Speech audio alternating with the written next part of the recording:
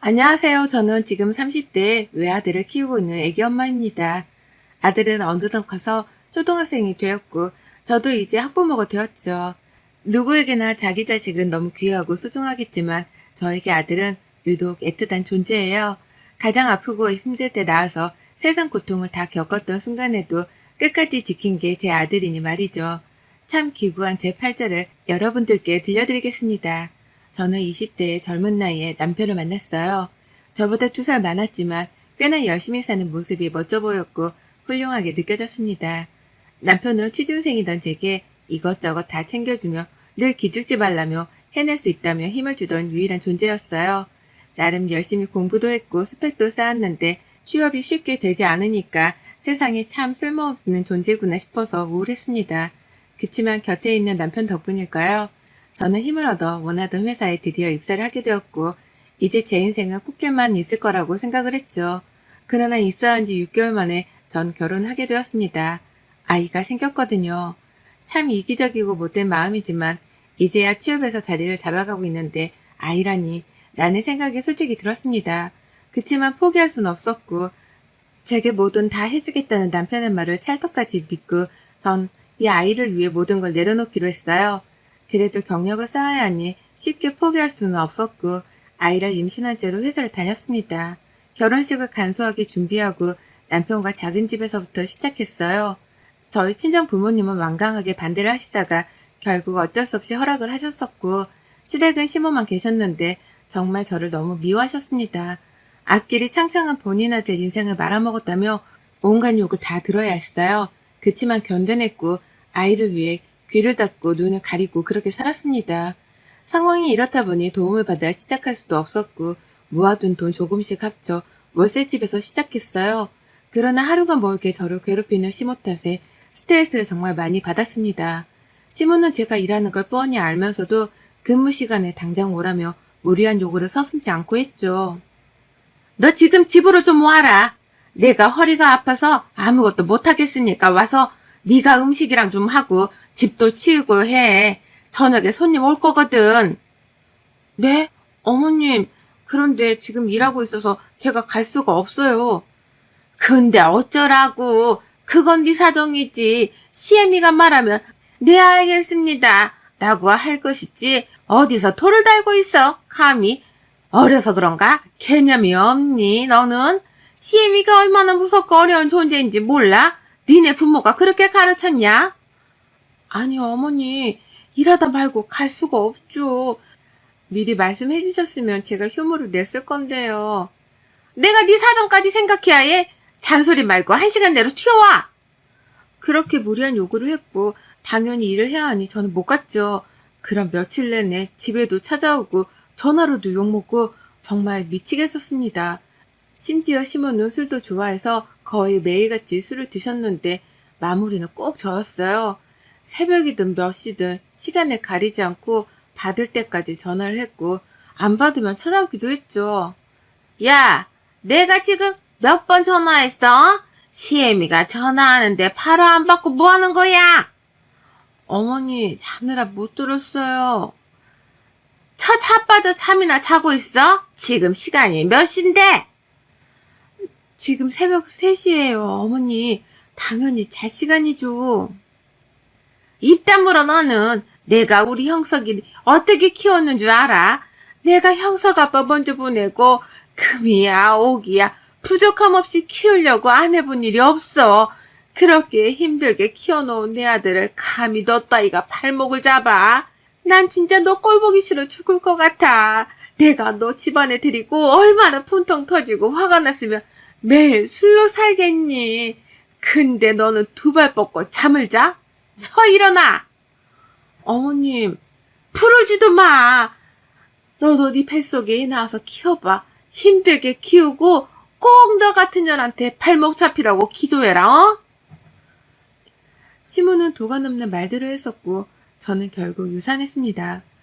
유산한 당일에도 시모와 말다툼 끝에 극심한 복통을 호소하다 결국 응급실에 실려가니 유산했다는 얘기를 들었죠. 원망스럽다 못해 정말 증오할 정도로 저 사람이 싫었어요. 그리고 솔직히 유산하고 나니 내가 왜 이러고 살아야지 싶었습니다. 그래도 남편이 시모에게서 저를 보호해주려 애쓰는 게 보여서 참고 또 참았어요. 첫 아이를 그렇게 허망하게 보내고 저희 부부는 사는 데 집중했습니다. 그리고 전 아이를 잃어서 그런가 무서울 게 없어졌고 시모가 막말하는 걸 마냥 받아주진 않았어요. 그렇게 시간이 흘러 저희에게 아이가 찾아와 줬고 그게 바로 제가 끔찍하게 지킨 제 아들입니다. 혹여나 이 아이도 잃지 않을까 임신 기간 내내 정말 조심했고 몸에 좋은 것들만 하며 그렇게 10달을 보냈어요. 물론 이 10달 동안도 시모는 바뀐 건 하나 없었죠. 남편과는 결혼한 지 1년 차가 되었고 아이를 가졌는데도 저를 인정해주지 않고 여전히 제가 미웠던 사람입니다. 그렇게 무사히 아이를 출산하고 휴직을 한 뒤 육아에만 전념했어요. 남편 역시 처음에는 함께 육아를 해줬고 남편이 오면 그나마 제가 휴식을 할 수 있는 시간이라서 그런가 조금은 숨통이 트였죠. 이런 모습 역시 시모는 마음에 들지 않아 했지만 육아를 왜 여자 혼자 하나요? 도와주는 것도 아닌 함께 해야죠. 전 이런 생각을 시모에게 주입시켰고 시모는 유혹을 더했습니다. 저 역시 만만치 않게 대응을 했고 그럴수록 약이 바짝 오른 시모는 어쩔 줄 몰라 했죠. 아이 돌을 앞두고 돌잔치를 준비하려는데 모르는 번호로 새벽에 전화가 왔습니다. 아이 때문에 새벽에 뜬 눈으로 지새울 때가 많았고 이때도 마침 핸드폰을 보며 TV 소리를 줄이고 조용히 있었죠. 새벽 시간에 모르는 번호로 온 전화가 왠지 찜찜했는데 꼭 받아야 할 것 같았어요. 그런데 저도 모르게 거실이 아닌 방 안에 들어가서 받았죠. 여보세요? 누구세요? 최영석 씨 와이프 맞죠? 누구세요? 나 당신 남편이랑 바람피는 사람인데 내가 애를 가졌거든. 당신도 애 가져서 결혼했다며. 근데 나도 이 애를 아빠 없이 키울 생각이 없거든. 그래서 내가 밝혀요 직접. 우리 사이에 아이가 있고 이혼해주길 바라는데 설마 바람피고 혼외자식까지 생긴 남편이랑 살 생각은 아니죠? 뭐라고요? 말귀를 못 알아먹네. 어떻게 뭐 못 믿겠으면 증거사진이라도 넘겨줘요? 아니지. 오빠 일어나면 물어봐요. 내 이름은 한수정이고 내가 누군지. 되게 자신이 없나 보네. 오죽하면 이 은밀한 시간에 몰래 전화를 했을까? 왜? 이 인간이 이혼한다 한다 하고 안 하고 있니? 그래서 답답해서 네가 나선 거야? 뭐라는 거야? 팩트는 우리가 뜨겁게 사랑하는 사이라고. 이혼하라고. 웃기고 있네. 사랑? 얼어 죽을 놈의 사랑? 예. 뜨겁게 사랑하시고 번지수는 잘못 찾은 것 같은데 내가 되게 미친년이라서. 글쎄, 뭐 네 남친이랑 얘기해봐. 나는 내 남편이랑 얘기해볼게. 미친 거 아니야? 당신 돌았어? 남편이 바람피고 얘를 가졌다고. 알아들었어. 왜 소리를 질러? 너 그러면 애기한테 안 좋다? 엄마가 막 화내고 소리 지르고 그럼 태교야. 진짜 안 좋아. 그러니까 릴렉스하고 명상이나 해. 화이팅. 뭐 이런 여자가 다 있어? 뭐래. 태교 화이팅. 온몸이 부들부들 떨렸고 미칠 것 같았지만 지고 싶지 않아서 약 올려줬습니다. 그리고 다행히 중간에 통화할 때 녹음을 해서 자비감 꼴이 되었죠. 하루 종일 애를 키우며 그렇게 힘들게 살고 있는 동안 남편은 밖에서 딴 여자랑 바람피고 얘까지 가졌다는 사실을 알고는 충격을 받을 수밖에 없었습니다. 결혼 생활에 행복했던 것도 아니고 시집살이를 호되게 당하는 걸 알면서도 저를 기만했다는 사실에 차마 참을 수 없었어요. 전 이날 밤새 이것저것 검색하고 정보를 얻고 변호사 무료 상담이 가능한 곳에 전화했어도 알아보고 별짓을 다 하며 머리를 굴렸습니다. 저 역시 저런 더러운 놈이랑 살고 싶지는 않았거든요. 대신 그냥 나갈 수는 없었죠. 아이가 이제 돌을 앞두고 있는 상황에 저는 휴직 중이라 경제력도 없었기에 양육권을 뺏길 수밖에 없다는 걸 알았어요. 그래서 가장 급한 건 경제력이 우선이었고 저것들을 가만두지 않는 것이 두 번째였죠. 제가 숨기고 싶어도 상간녀가 분명 제게 말했다고 남편에게 말할 거라는 걸 알아서 한시가 급했습니다. 아니나 다를까 다음날 오전만 일하고 반찬 내고 온 남편은 저를 붙잡고 말했죠. 다 알았다며. 왜 근데 말을 안 해? 무슨 말을 해? 아니, 왜 아무 말이 없냐고. 원하는 게 뭐야? 이혼했죠? 그걸 원해? 네가 이렇게 아무렇지 않으니까 그냥 나도 솔직히 말할게, 어? 이혼해줘. 나 너도 싫고 애도 싫어. 애도 그냥 네가 키우고 우리 깔끔하게 헤어지자. 깔끔? 웃기고들 있네. 이혼은 네가 아니라 내가 해.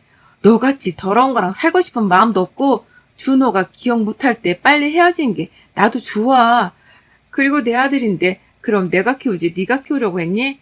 딱 하나 입 다물고 기다려. 내가 말할 때까지 그냥 집에 가서 살림을 차리든 뭐라든 알아서 하고 한마디도 걸지 마. 옷방에 네 짐 싸놨어. 나가. 전 바로 일자리를 구했고 친정 부모님께 사실을 말하며 당분간만 아이를 돌봐달라 부탁했어요. 마음이야 무너지고 가슴이야 찢어졌지만 이기적이게도 제 아들밖에 보이지 않아서 저는 하루라도 빨리 일해서 경제력을 찾고 이혼을 해야 했죠. 변호사 통해 알아보니 남편이 이미 친권을 포기하길 원하는 상황이라 양육권은 그러니까 제 아들은 오롯이 제 아들로 키울 수 있겠더라고요. 알자마자 이혼했습니다. 이 상황이 뻔뻔하게 나오는 남편의 모습과 제 뺨까지 때리는 시모에게 너무 분했지만 그냥 더러우니 피하고 말자 싶어서 그렇게 이혼하고 홀로 20대 나이에 아이를 키우며 살았죠. 힘들었고 또 힘들었지만 아들 보며 버텨냈습니다. 그러던 제가 30대가 되었고 자리도 잡았고 아이도 어느 정도 컸을 무렵 좋은 사람이 나타났어요. 원래 재혼 생각 자체가 없었는데 제 사정을 모두 다 알고서도 결혼을 원한 사람이었죠. 심지어 제 아들과 너무 잘 지내줬던 사람이었어요. 제가 더 이상 아이를 낳을 수 없는 몸이 되었는데 그 사람은 제게 그랬죠. 그게 무슨 상관이야. 우리한테 준호가 있잖아. 당신이 조심스럽고 왜 그런 말을 하는지도 다 알겠는데 나 당신이랑 준호랑 행복하게 살고 싶은 거지 내 애 낳아달라고 결혼하고 싶은 거 아니야. 준호 하나 잘 키우면 되는 거 아니겠어? 그래, 살다 마음 변할까봐 그것도 걱정될 수 있는데 그냥 내 자식이야. 준호는 내 호적에 올리고 내 자식으로 키울 거야. 그게 말이 쉽지 어려운 일이잖아. 신중할 수밖에 없어. 그래서 난 당신이 더 신중해줬으면 좋겠어. 애한테 2번이나 상처 주고 싶지 않아. 그게 겨우 내 행복 때문이라면 더더욱. 애초에 당신이 당신 스토리 들려줄 때부터 결심하고 또 다짐했던 일이야. 내 결심은 변하지 않고 신중해. 충분히. 너무 든든했던 이 사람과 결국 오랜 연애 끝에 아이가 초등학생이 되면서 재혼을 하게 되었습니다. 사업가로 잘 나갔던 사람이고 인성도 바르고 무엇보다 시댁에서도 저랑 아이를 반겨주셔서 전 너무 다행이지 싶었어요. 이전과는 다른 정말 든든한 남편과 시댁의 울타리 안에서 아이와 함께 가족이 되어 살아가는 그 기쁨과 행복을 누릴 수 있었습니다. 남편 벌이가 상당하니 제가 일을 할 필요도 없어서 오롯이 아이와 남편에게 집중하며 편히 살게 되었어요. 그리고 그간 효도 한번 제대로 못하고 가슴만 아프게 해드렸던 부모님께도 효도를 하게 되었죠. 남편이 또 저희 부모님을 알뜰살뜰 너무 잘 챙겼어요. 거의 친아들급으로 말이죠. 용돈도 드리고 저 없이도 아들 데리고 가서 밥 얻어먹고 오고 살가운 모습을 보여주니 저희 부모님도 남편을 너무 좋아했습니다. 그냥 이상적이고 늘 바랬던 딱 그런 생활을 했어요. 아이도 아빠 하며 너무 좋아라 했고 본인도 힘들 텐데 주말이면 저를 쏙 빼놓고 부자끼리 놀다 온다며 애 데리고 나가서 몸으로 뛰어놀기도 하고 그간 아빠랑 못해본 거 다 하자며 아들에게 끔찍하게 해주던 사람이었습니다. 이럴수록 저는 시댁에 더 잘하게 되었고 저희 시부모님은 제게 늘 그러셨어요. 연지야, 네가 애도 있고 이혼도 했다고 해서 잘못한 게 아니야. 오히려 나는 그 젊은 나이에 너 혼자 준호 서럽게 키운 거 보면 정말 대단하다 싶다. 부모가 다 있어도 키우기 어려운 게 아이인데 홀로 얼마나 힘들었겠어. 그냥 이제는 우리가 인연이 되어 가족이 되었으니 아무 생각 말고 행복만 하자. 그렇게 잘 지내자. 어머님 정말 감사해요. 쉽지 않은 결정이셨을 텐데 늘 감사해요. 준호는 내 손자야. 네 아들이기 전에. 그러니까 어려워 말고 편하게 그렇게 잘 지내자. 어려워하면 거리감 느껴지고 싫어. 네, 어머님, 그럴게요. 늘 따뜻하게 대해주시던 시부모님이 있었기에 저는 더 행복했어요. 이전에 아팠던 그 몹쓸 기억들 전부 잊을 만큼 전 그냥 좋았습니다. 남편은 늘 아들이 하고 싶다는 건 다 지원해주며 뭐든 최고로 해주려 노력했어요. 오히려 둘이서 저를 왕따시키고 아주 잘 놀아서 가끔 서운하기도 했습니다. 그렇게 행복하게 잘 살고 있던 제게 불행이 찾아와 버렸죠. 제가 재혼했다는 사실과 남편이 잘 나가는 사업가라는 걸 알게 된 전 남편과 시모는 눈이 뒤집혔더라고요. 여느 때처럼 장을 보고 집으로 돌아오는데 저희 집 앞에 전 시모와 전 남편이 있는 겁니다. 정말 깜짝 놀라서 말문이 막혔어요. 당황한 저를 보며 전 남편은 말했죠. 이야, 사모님 되니까 아주 머리부터 발끝까지 명품이네. 너 남자 잘 물었더라. 언제부터 만났어? 사실은 너도 바람피고 있던 거 아니야? 나만 억울하게 욕 처먹고 이혼당한 거 아니니? 그래, 내가 이럴 줄 알았어. 내가 말했지? 여우 같은 게 딱 남자 팔목 잡게 생겼다고. 저 집안에서는 대체 너 따위를 왜 받아줬다니? 알아보니까 잘 사는 집이던데 너 제주도 좋다? 얘까지 딸린 이혼녀가 감히 총각을? 니들이 뭔데 나타나서 왜 그러는데? 뭐? 니들? 너 미쳤냐? 그럼 네가 아직도 내 시애미 같아? 저기요 아주머니 이혼한 지가 언젠데요? 예? 찾아와서 왜 그러시는데요? 지금 또 내가 너무 잘 사니까 배 아파 죽겠나? 그럼 죽지 왜 찾아왔어? 너 같은 채수덩어리가 결혼한 탓에 내 아들이 부정 타서 결국 그년이랑도 갈라서고 거짓걸로 우리가 이러고 사는데 네 책임이 없어 그럼? 뭐야 죽고 못 산다더니 갈라선 거야? 또 얘는 그 여자애한테 키우라고 했어? 아유 대체 내 책임이 뭐가 있는데? 니년이랑 결혼만 안 했어도 부정 안 탔지. 아주머니 말을 똑바로 하세요. 예? 부정 탄 건 저죠. 저딴 놈이랑 결혼해서 20대를 다 말아먹었는데 그냥 얼굴 보면 진짜 구역질 나오니까 제발 좀 눈앞에서 사라져 줄래요? 네가 지금 상황 파악이 안 되나 본데 딱 말할게. 네 남편 사업장 어딘지 알고 니네 시댁 주소 여기 맞지? 다 알거든. 일주일 내로 5천만 보내. 그건 니들한테 돈도 아닐 거 아니야. 안 보내면 일주일 뒤에 바로 네 남편이랑 네 시댁이 쳐들어가서 난리 칠 거니까 알았어? 미친 것들 아니야? 5천만 원도 없어? 아유 한심하기는. 전 그렇게 저것들을 상대하고 집으로 돌아왔는데 속이 답답했습니다. 왜냐면 친권까지 포기해놓고 이제 와서 친아빠라며 아들은 내가 키울 거라며 말 같지도 않은 소리에 5천만 원을 내놓으라는 협박까지 하니 뭔가 두려웠어요. 이 행복이 모두 끝날까봐 말이죠. 순간 5천만 원을 줘버릴까 생각도 했는데 이게 끝이 아니라 시작일 것 같았고 제대로 한 방을 먹여야겠다 생각을 했습니다. 아예 입 밖으로 말소리가 나오지 않을 정도로 말이죠. 그렇게 머리를 굴리며 홀로 마음고생을 하던 5일차에 전 남편에게 전화가 왔습니다. 나야 돈을 준비된 거지? 2일밖에 안 남았는데 안 주고 머리 쓰면 재미없어 너? 내가 니들한테 5천을 줄 바에는 어려운 사람들을 돕지. 미쳤니?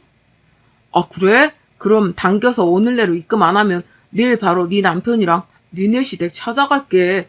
내가 남는 게 시간이라서. 넌 내가 아직도 20대 네 애미한테 ปั้ 맞고 쫓겨난 호구 같니? 너 여자 몸으로 혼자 애 키우는 게 얼마나 독해야 하는지 모르지? 네가 못 본 사이에 내가 정말 많이 변했어. 기다려. 미친년은 절대 건드는 게 아니라는 걸 내가 보여줄 테니까. 전 이날 바로 남편에게 모든 사실을 털어놨어요. 듣자마자 분노한 남편은 가만두지 않겠다고 난리를 쳤죠. 그리고 신분이 있는 변호사에게 연락해서 상황을 말했고 어떻게 대처하는 게 좋은지와 어디까지 협박을 할 수 있는지 등등 다 세세하게 물어보고 정리를 하더라고요. 그리고 말했죠. 여보, 우리 둘이 직접 그 집에 찾아가서 뒤집을 거야. 그리고 내가 엄청 무섭게 협박하듯 말할 건데 놀라지 말고 우선 준호는 혹시 모르니까 우리 집이나 처가에 맡겨주자. 우리가 움직이는 동안 위험할 수 있으니까. 남편의 결의에 찬 모습에 전 든든했고 다행이었습니다. 그리곤 역시 현명한 사람이구나 싶었어요. 남편의 말대로 혹시 모를 상황에 대비해 친정집에 아이를 3일간 맡겨두기로 했고 그 다음날 바로 그 인간들이 사는 집에 쳐들어갔습니다. 저랑 남편을 보고 깜짝 놀라서 벙쪄 있더라고요. 그리고 제 남편은 신발도 벗지 않은 채 그것들 집으로 들어갔죠. 니들이구나. 늘 궁금했는데 이렇게 만나네. 내가 바쁜 사람이라 결론만 간단하게 말할게. 내 와이프고 내 아들이야. 내 가족 건들면 그게 누구든 절대로 살아남을 수 없어. 근데 겨우 5천만 원을 뜯어내려고 내 와이프를 힘들게 했더라고. 그건 또 내가 못 참지. 그래서 난 니들을 궁지에 몰아버릴 거고 니들을 며칠 내로 찾아와 싹싹 빌 거야. 우리 다시 보자. 미친 소리 하고 있네, 허세는. 야, 그렇게 명분 휘두르고 오면 뭐 내가 겁이라도 먹을 것 같냐? 수준하고는 너 같은 게 어떻게 내 와이프를 만났을까? 우선은 내 지갑에 지금 50만 원 있네. 사는 수준 보니까 이것도 아주 감지덕지 할 것 같으니까 쳐 받으시고 우리 또 보자. 남편은 지갑에 있던 50만 원을 꺼내서 그것들 얼굴에 확 뿌려줬고 이어 부엌으로 가더니 냄비에 물을 가득 받더라고요. 그리고선 소리치는 전 남편과 전 시모에게 확 물을 뿌려버리고 전 남편 뺨을 확 치고 말했어요. 더러운 게 이렇게 물로도 안 식혀지겠지만 손수 물 뿌려드렸고 뺨친 건 네 애미가 감히 나는 너무 귀해서 손도 세게 못 잡는 내 와이프 뺨 때린 게 생각나서 노인노대 차원으로 너 대신 때렸어. 고맙지? 두 번 다신 내 와이프, 내 아들 준호 건들지 마. 나타나지도. 경고 아니고 협박인데 그땐 니들 이 정도로 안 끝나. 내 뒷조사 좀 해봐. 얼마나 대단한 사람이고 못할 게 뭐가 있는지. 오케이? 가자 여보. 그렇게 남편과 그것들 집에서 나왔고 남편은 나오자마자 심호흡하며 저를 안아줬어요. 그리고 걱정 말라고 해줬죠. 본인도 무섭게 한다고 했는데 떨렸나 봐요. 그렇게 3주 후 전 시모와 전 남편은 남편 사업장으로 찾아와서 울고 불고 무릎 꿇고 빌었어요. 그 모습을 보여주려고 저를 불렀어요. 남편은 전 시모와 전 남편이 뭘 하든 일을 못하도록 다 막아버렸고 그 덕에 먹고 살 길이 꽉 막히니까 살려달라고 두 번 다시 나타나지 않겠다고 빌고 또 빌더라고요. 거봐. 내가 우리 다시 볼 거라고 했지? 빌 거라고 했고 어떻게 3주 동안 잘 버텼네? 근데 경고했어. 두 번째에는 니들 이거랑 비교가 안 될 거라고. 당장 눈앞에서 사라지고 두 번 다시 죽어도 소식 전해지도 마. 내 와이프, 내 아들 건들지 마. 아이고 그럴게요. 일을 해야 우리도 먹고 살지. 제발 그러지 마요. 예, 진짜 죄송해요. 연지야 미안해. 안 그럴게. 내가 미쳤었어, 그냥. 그 후 두 번 다시 나타나지 않고 있고 오히려 이 사건 이후로 저희 가족은 더 끈끈해졌고 남편은 저보다 더 불안한 건지 일하다 말고도 애기 픽업해서 집에 데려다 주거나 직접 학원으로 보내기도 하더라고요. 이제는 저희 가족에게 정말 행복만이 남았고 꽃길을 걷고 있습니다. 여러분의 생각은 댓글로 남겨주세요. 오늘도 시청해 주셔서 정말 감사합니다.